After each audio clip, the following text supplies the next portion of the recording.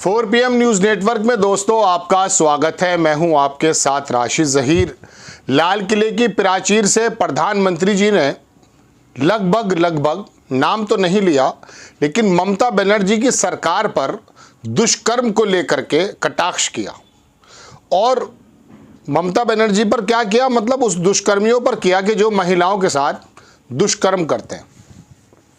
लोगों का अंदाज़ा हुआ, विश्लेषकों ने अपनी अपनी बातें कहना शुरू कर दी।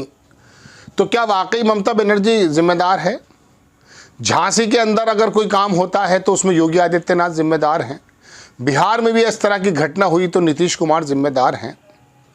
अगर हैं तो वाकई बहुत अच्छी बात कही है। लेकिन मोदी जी एक तरफ तो कहते ये हैं कि महिलाओं का सम्मान होना चाहिए और उनके साथ जो भी दुष्कर्म जैसी घटनाएं हो रही हैं उसकी त्वरित जांच होकर के सज़ा मिलनी चाहिए, ये मैं अपनी तरफ से बता रहा हूँ। लेकिन दूसरी तरफ मैं कल परसों खबर देख रहा था कि 2 महिलाओं के साथ कथित तौर पर यौन उत्पीड़न करने वाला बाबा जेल से वापस आया, पैरोल मिल गया उसको। पैरोल पर पैरोल मिलते हैं। चूँकि चुनाव है और वो आकर के अगर अपील कर देगा तो उसके कब्ज़े में जो भक्त हैं, दिमागी एतबार से जो मफलूज हैं, मफलूज कहते हैं फालिज पड़े हुए बंदे को, जो ज़हनी एतबार से मफलूज हैं, किसी एक ऐसे आदमी की कह सकता हूँ परस्तिश करते हैं जो दुष्कर्मी है, फिल्में बनाता है, महिलाओं के साथ उल्टी सीधी हरकत करता है, लेकिन उसके बावजूद भी श्रद्धा का भाव यह है कि ये भगवान का रूप है, ईश्वर का रूप है, तो उसको ज़मानत मिल जाती है। चलिए, ये तो लोगों की बात हो गई, उसको तो छोड़ दीजिए। हमारे यहाँ तो चमत्कार को नमस्कार किया जाता है। लेकिन बात चल ये रही है दोस्तों कि एक तरफ जब प्रधानमंत्री जी इस बात को कह रहे हैं तो दूसरी तरफ वो पैरोल पर छूट कैसे जाता है। फिर आप कहेंगे कि साहब हम वहाँ हरियाणा सरकार और वहाँ की जो न्यायपालिका है, देखिए इसमें कोई दो राय नहीं कि संविधान के मुताबिक चलता है, लेकिन संविधान की धाराओं में सुराग करके यदि कोई दुष्कर्मी आकर के हमारे न्याय का मुँह चिढ़ाने लगता है तो उस समय सोचना पड़ता है कि क्या हमें संविधान के अंदर भी कुछ बदलाव करने की ज़रूरत है, या फिर इस संविधान को जब चाहे बहुत मजबूती के साथ हम अपनी मर्जी के मुताबिक मोड़ देते हैं। जैसा मिसाल के तौर पे आपने देखा कि बुलडोज़र चलते हैं, उत्तर प्रदेश में, आसाम में भी चलते हैं। अब बुलडोज़र जो चलते हैं किसी दुष्कर्मी या किसी आरोपी के या किसी मुजरिम के घर पर, तो कहा यह जाता है कि यहाँ का विकास प्राधिकरण से इसने नक्शा नहीं बनवाया है, यानी कि वो कसूर अलग है और जिसके लिए चढ़ाया जा रहा है बुलडोज़र वो कसूर अलग है। आप दरअसल उसी आदमी के घर पर बुलडोज़र चलाते हैं जो आपको लगता है कि ये जो है दुष्कर्मी है, ये इसने गलत काम किया है, तो उस वक्त आप वो तमाम चीज़ें निकाल कर ले आते हैं। उसमें विकास प्राधिकरण का नक्शा हो या इंक्रोचमेंट हो, अतिक्रमण हो, कुछ भी हो, तो सारे कानून आपके पास आ जाते हैं। और जब आपको छोड़ना होता है तो आप फिर हरियाणा के अंदर पैरोल दे देते हैं ऐसे दुष्कर्मी को, जो जाहिर सी बात है आपके इलेक्शन के अंदर फ़ायदे की बात करेगा। पहले भी उसने अपील की है। दोस्तों, बात यह है कि इधर तो प्रधानमंत्री जी कह रहे हैं, मैं आपके सामने 2 बातें रखना चाहता हूं कि क्या इसके अंदर वाकई सरकारें जिम्मेदार हैं, प्रदेश सरकारें, जिनको जैसा कि प्रधानमंत्री जी ने कहा, या फिर प्रधानमंत्री जी की इच्छा शक्ति एक पक्ष को लेकर है और एक पक्ष को लेकर नहीं है।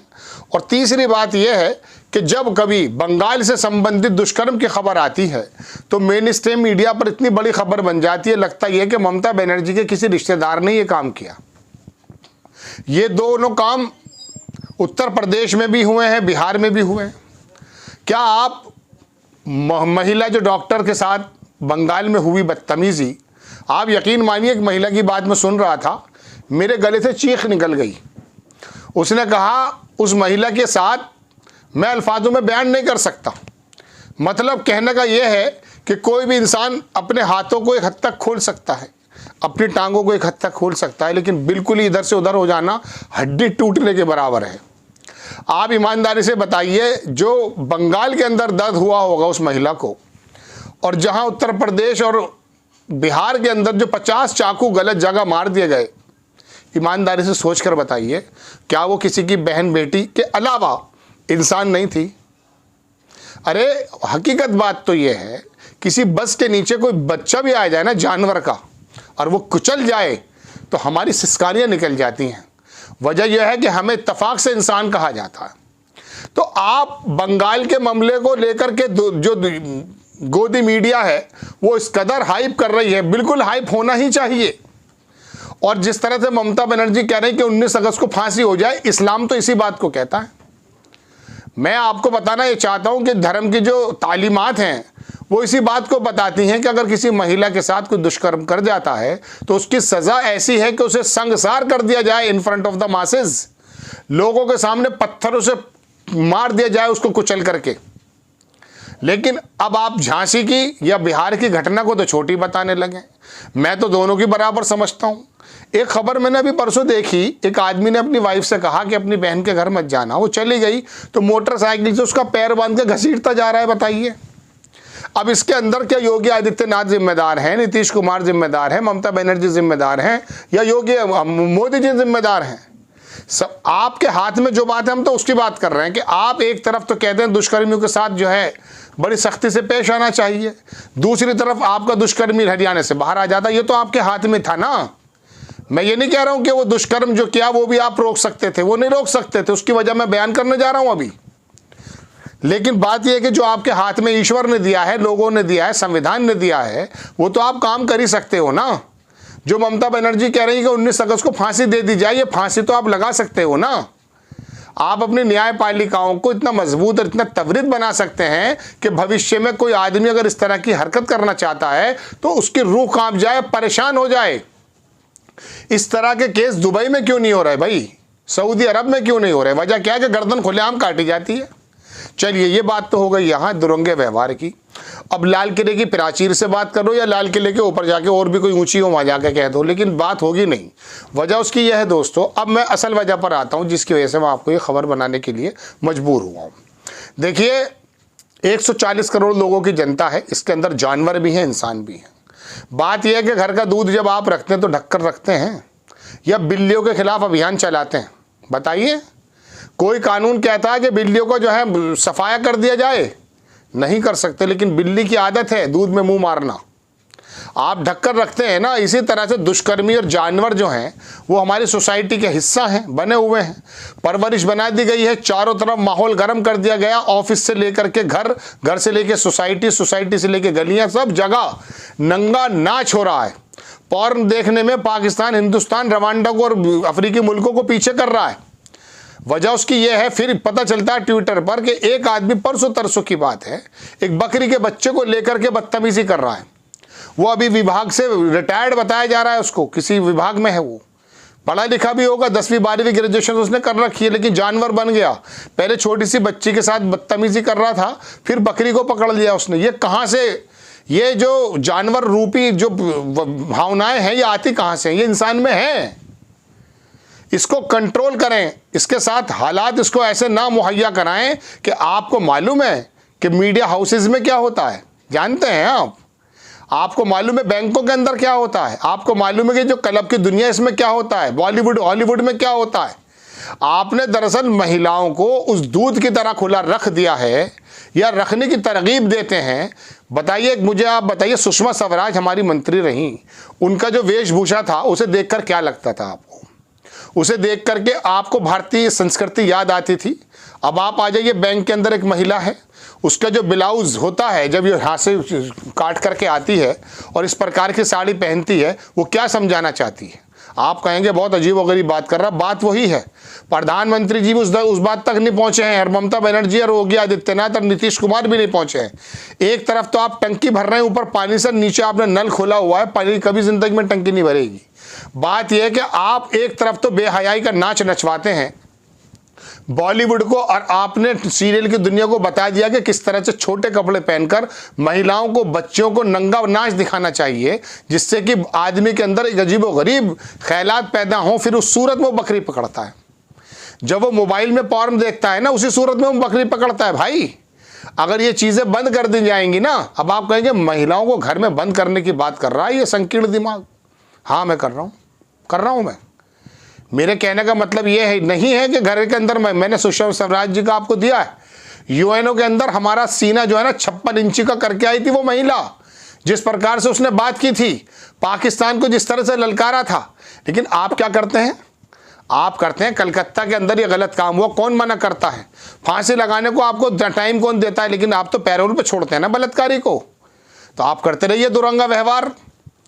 हमने तो वो देखा है ना कि विधानसभा और लोकसभाओं के अंदर लोग पॉर्न देखते हुए पकड़े गए, कैसे कैसे लोग आ गए भाई, कौन कौन सी चीज़ें दे दी गई हैं। आप एक तरफ कहते हैं महिलाओं का सम्मान होना चाहिए, वहीं लड़कियों को ईसाइयों के कपड़े पहनकर छोटे छोटे स्कर्ट में स्कूल भेजते हैं। मतलब क्या है बताइए आप हमें। ये जितने भी कॉन्वेंट स्कूल हैं, हम भी वहीं से पास आउट हैं, वहां पर स्कर्ट का मतलब क्या है? बच्चियों की टांगे दिखाने का मतलब क्या? आप कहेंगे बड़ा छोटा दिमाग है। अरे बेवकूफ उल्लू, एक बात ये बताओ मुझे आप, मैं आपसे क्या, मैं किससे, मैं अपने आप से ही इस वक्त, मैं माफ़ी चाहूँगा, मैं अपने आप से इस समय जो हूँ मुखातिब हूँ। मैं अपने आप को उल्लू कह रहा हूँ, ये मान लीजिए आप। मैं कह रहा हूँ ना, दूध को ढकते क्यों हो बताइए आप हमें। रात को लड़की को, लड़का भी आपके यहाँ है, लड़की भी आपके यहाँ, 2 बजे आप दूर दराज लड़की को क्यों नहीं भेजते? लड़कियों को क्यों भेजते हैं? क्योंकि ईश्वर ने उसकी कुछ परिपाटी ऐसी बनाई है, कुछ ऐसी फिजिकल वो बनाए हैं कि मर्द के अंदर थोड़ी प्रतिरोध की ताकत ज़्यादा है। अच्छा तो यही अगर रात को लड़कियां भी चली जाएं, ऐसा माहौल होना चाहिए। लेकिन आप हमें ये बताइए, फिर भी आप ऐसा क्यों करते हैं? आपके जितने भी रोडवेज के ड्राइवर्स हैं वो लड़कियां क्यों नहीं हैं? आपकी फौज के अंदर 99% महिलाएं क्यों नहीं? 50% ही कर दो भले ही, बताइए क्यों नहीं है? क्योंकि आप जानते हैं कि इसकी कलाई में और मर्द की कलाई में फ़र्क है, इसकी हिम्मत में और मर्द की हिम्मत में फ़र्क है। ईश्वर ने, प्रकृति ने उसको बनाया ऐसा है। फिर आप उसे झोंक देते हैं भट्टी में। फिर आप कहते हैं सुबह 4 बजे उठ, बस से सफ़र करके पढ़ाने स्कूल जा।